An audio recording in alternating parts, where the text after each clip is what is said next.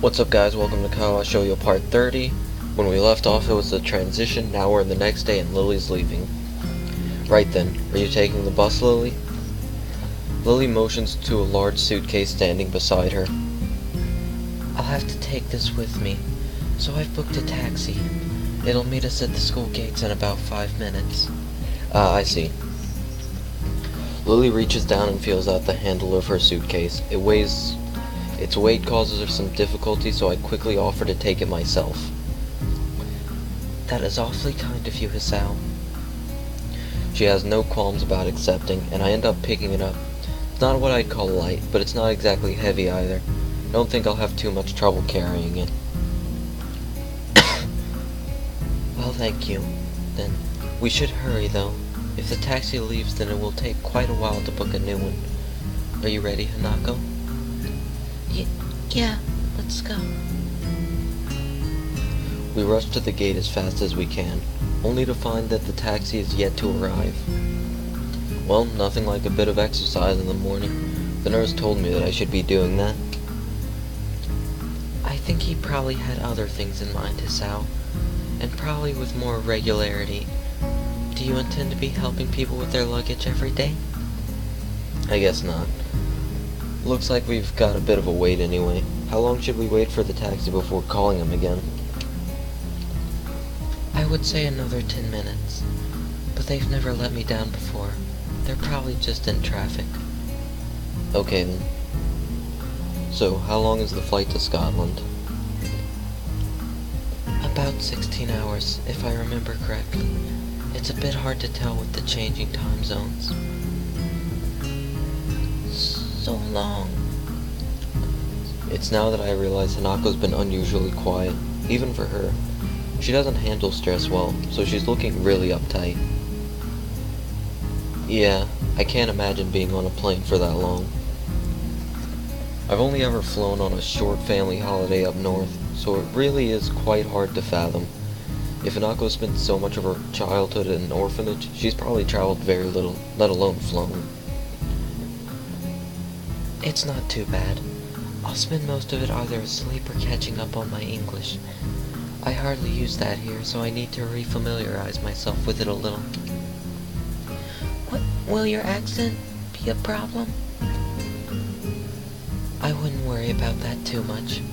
It may be an issue initially, but I should be fine once I get used to it. We all move to sit down on the small bench beside the school gate in silence. Strangely enough, even though I know that Lily is going away, I can't think of anything to say to her. Lily is a reliable person, so it might be because she isn't the one that I'm thinking of most.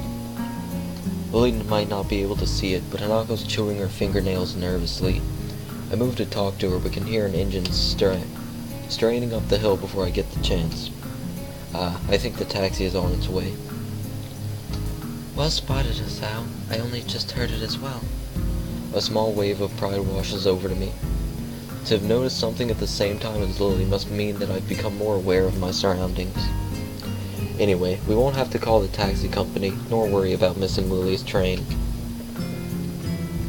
Once the taxi stops where we're standing, the driver rolls down a window and leans over. After confirming that yes, Lily is the same Lily Sato that booked the trip, we sort out her luggage. The driver opens the trunk of the taxi and takes Lily's suitcase, with Lily climbing into the back seat as he loads it into the trunk and slams it shut. After getting back into his seat and shutting the doors, he waits for us to say our farewells. Have a safe trip, Lily. Take care of yourself. Hanako looks understandably downcast, and that much is obvious even in her voice. Of course I will. I'll be back before you know it. Don't worry. There will be another person here for you too, won't there, Hisao? Yeah, of course. I turn and smile to Hanako, putting my hand on her shoulder. She only manages to keep eye contact with me for a couple of seconds, her cheeks red all the while before turning back to Lily. See you, Lily. Goodbye. Lily gives her farewells to the both of us with a fair measure of reluctance. Without further ado, the driver starts the engine once more and they begin the journey down the hill and towards the airport. two of us stand at the gates for a long time, even after they've disappeared from sight, not really knowing what to do. So, what do you want to do? I don't know.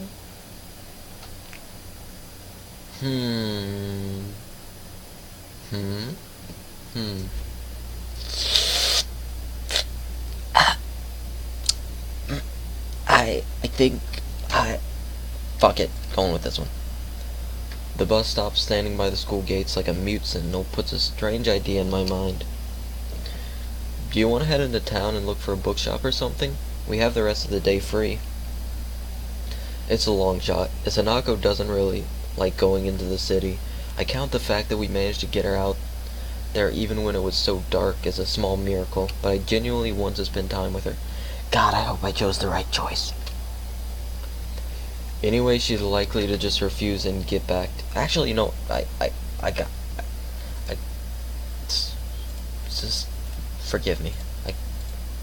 I'm scared. Oh fuck, I'm going the wrong way. Already read that. Here we go. Okay. Really? Really? Let's go. I can't work out why Hanako has decided to agree with me, but I'm not about to ask her to change her mind. Stepping off the bus, I immediately noticed that a lot of people are around us. In hindsight, it should have been obvious. Of course lots of people will be downtown on a Saturday afternoon. Hanako retreats close to my side, and I can feel her hand clutching my arm tightly. Her body is held against mine and her head is bowed so low that her hat hides most of her scarring. So, where shall we go? A bookshop? Hanako's present and my other general living expenses have pretty much drained my budget, but I should be able to afford a few books. There's something I try to reserve a few funds for anyway. For a second I think Hanako didn't hear me, but then I looked to my side and noticed her nodding almost imperceptibly. Okay. Do you know of one? Actually I do. We passed a few when Lily and I were looking for your presents. Hanako's expression clouds a fraction. I've got to remember not to bring up her birthday. You both spent a lot of time? Or maybe I misjudged the situation. We wanted to make sure we got you the right present after all.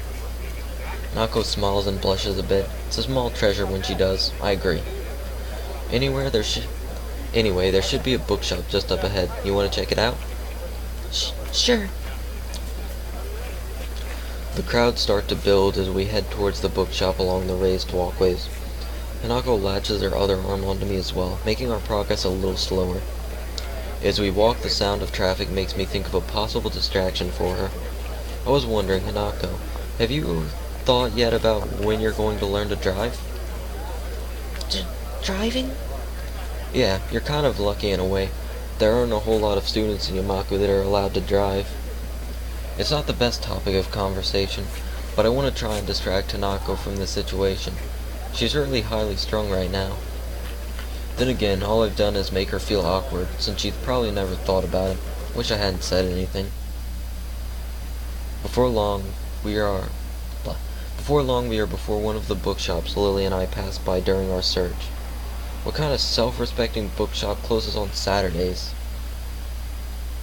Bookshops don't make much money anymore because of the internet. Maybe they just had to close over weekends. She seems pretty knowledgeable about technology. I guess it's a pursuit that would lend itself well to someone who enjoys solitude. I guess that makes sense. It's easier to find books online. Anyway, it looks like this idea is shot. Anything else you'd like to do? If it's not a bother, could you show me where you bought my present? Sure, not a problem. It's not far from here. I head off in the direction of the store, only half sure of its exact location. I don't want a repeat of the last time, spending half the day walking around aimlessly. Here we are, Othello's Antiques. It's small. Well, yeah. Took Lily and I some time to find it. Can we go in? I don't see why not. It's open. I Hanako pushes through the door and enters before me. Once again, the store is empty save for the store owner. His face drops a little when he sees me. Oh, you're not here for a return, are you? Wait, that's not the girl you had with you last time. No. We're not here to return anything. We were just in town and wanted to have another look in here. The store owner considers this for quite a long time. I guess he's not used to high school students coming to his shop on a regular basis. Might this be the friend you bought gifts for? That's right, they were presents for her. The store owner turns to Hanako, who freezes on the spot like a deer caught in the headlights. He moves to address her, but stops before doing so, looking a little taken aback. He catches himself staring and looks to the side, addressing us indirectly. His expression is awkward and tense, as if his entire body. I want to be mad at him, but I know full well that I had the same instinctive reaction when I first saw her. First surprise, then curiosity, then an awkward look away as I dealt with what I'd seen. Hanako looks less panicked than before, but I think the feeling she's giving off now is worse. It's not anger nor annoyance. If anything, it's one of apology. You're lucky there, young lady, to have friends that care about you so much as they do. Thank you. If I hadn't spent so much time with Hanako, I wouldn't even have realized that she said anything. Then again, the store owner's mumble was hardly clear either, thanks in part to being directed away from us. Hanako strides out into the store, gazing in wonder at the various items on display. She finds the doll section and spends a lingering minute studying each and every one. It's a side of Hanako I've only barely been introduced to. I was astonished when Lily said she liked dolls, even more so to find her collection sitting on her dresser. She looks a little better now that she's distracted and out of the store owner's sight, but I'm still quite off-put by the whole experience. I might have had my own problems, but I've never had strangers react to me like that, as if I was something completely alien to them. This is a nice shop. Yeah, it's not what I expected. You want to buy something? I didn't bring any money. Well, we can always come again. Now that I know where to find it, that is. We can? Of course, we can come here as often as you'd like. Thank you. You don't need to thank me. I almost forgot where this place was. I don't really think either of us completely believes in what we're saying, but rather we're just repeating what we think we should say. Can we go back to the school now? Sure thing, let's go. As we leave for the bus stop, I see the store owner peek through the curtain at the back of the shop. I'm not really sure what that glance he gives to her says. It feels a bit weird, and the fact that Hanako didn't see it is both a relief and a bit frustrating. Hanako and I stop walking once we reach the concrete area between the dormitory buildings. There was barely a word said between us on the way back from the city. Well then, goodbye. You want to have some tea or something? How about a game? Hanako shakes her head embarrassedly. I'm tired. Maybe later? I've got homework. She sounded a little depressed. Hanako obviously doesn't want to do more, but I suppose she would have a bit of schoolwork to catch up on. She missed a few days of lessons. Homework. Thanks for reminding me. I've got a stack to do as well. I guess I'll see you tomorrow. See you, Hisao. Before I can say goodbye, Hanako has turned and begun walking towards the entrance to the female dormitory building. I look at the door as she disappears through for a bit, before going off towards my own dorms.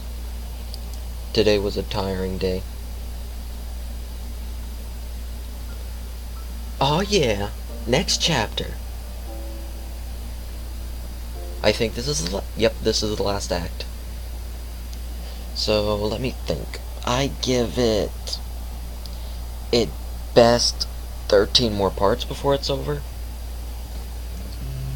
I woke up, took my pills, had a nice shower, quickly slipped on my uniform, ate a tasty breakfast, grabbed my bag and headed off. All was my usual daily routine. It was only after arriving in class that the normality of the day was thrown off.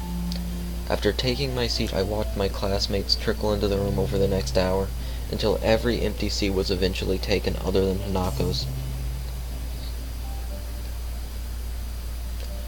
I can never get used to the idea that she just doesn't show up to class every now and again. Feels all the more worrying now as well, given that Lily's left.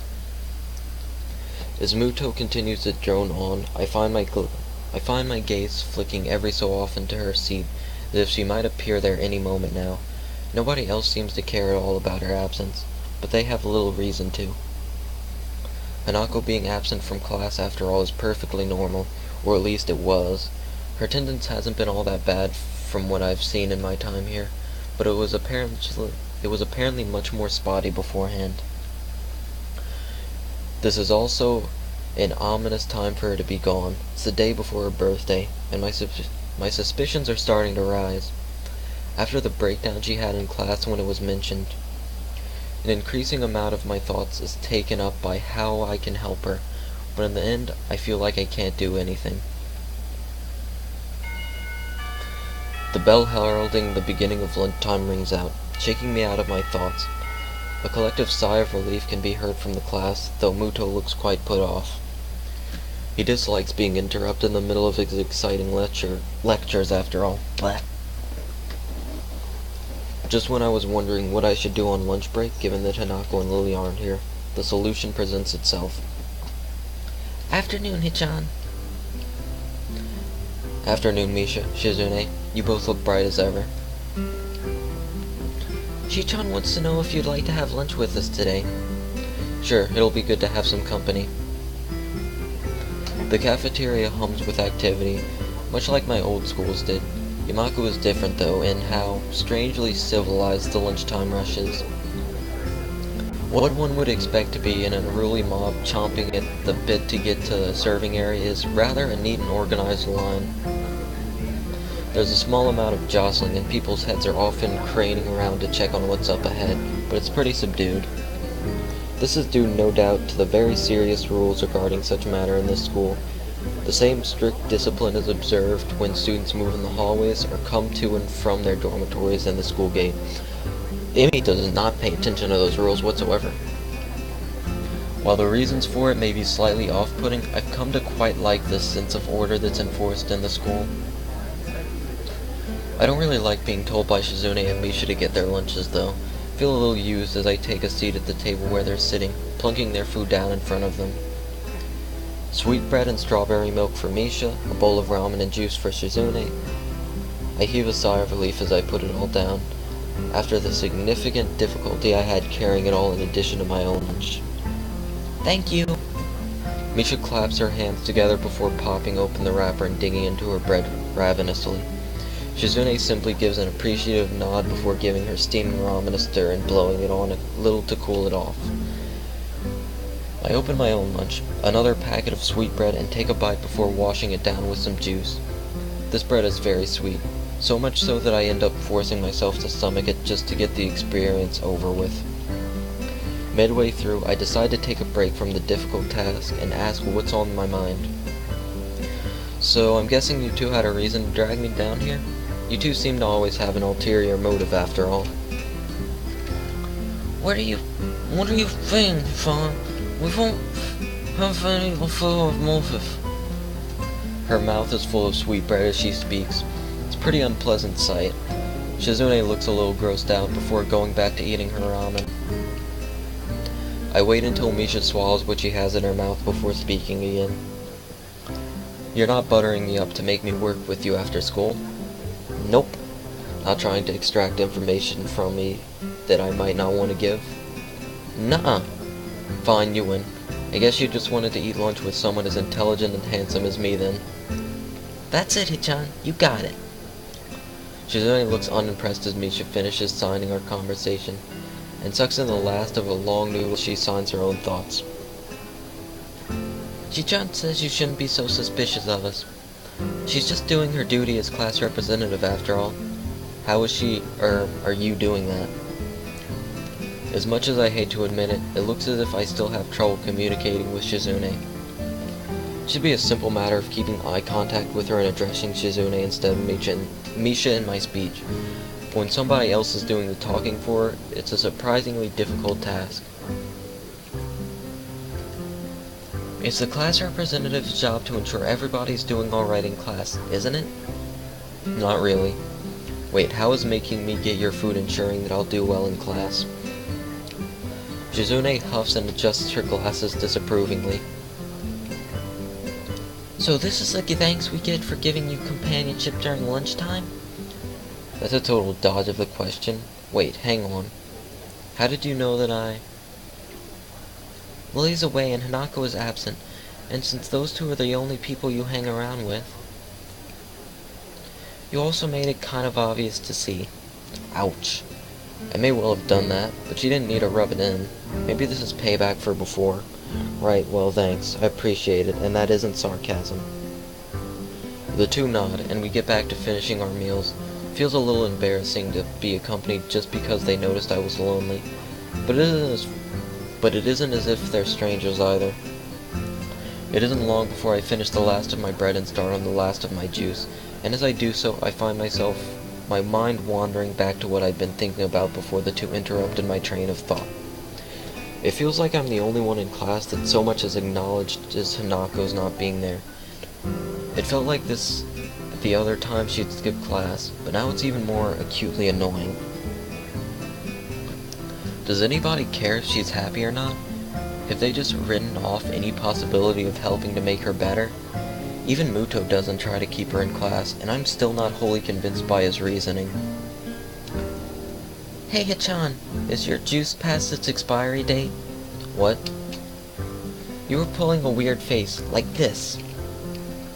As if it were needed, Misha mimics my own expression. Her exaggeration makes me grimace, though Shizune at least takes some amusement from it. I was just thinking about Hanako. Oh? Misha's interest is piqued, and so is Shizune's, once my words are interpreted for her. I'm just worried about her being absent so often, especially now, though with her birthday coming around. The memories of that incident in class are still fresh in their minds. Their faces alone are telling me that much. Do you know anything about Hanako? Anything that might help? Misha shrugs and looks to Shizune, who mulls on this for a while. The only people she's ever talked to for more than a sentence or two are you and Lily. Shizune may not be able to convey Lily's name in a derisive tone of speech, but I feel as if it comes through her sign language. The effect is lost, however, after Misha's interpretation. There are a couple of things we know about Hanako as student council members, thanks to the records that pass through her hands, but we can't say anything about what's in them. Understandable. Sounds a lot like the nurse's patient confidentiality. Every time I find someone that knows something about Hanako's past, it turns out to be a dead end.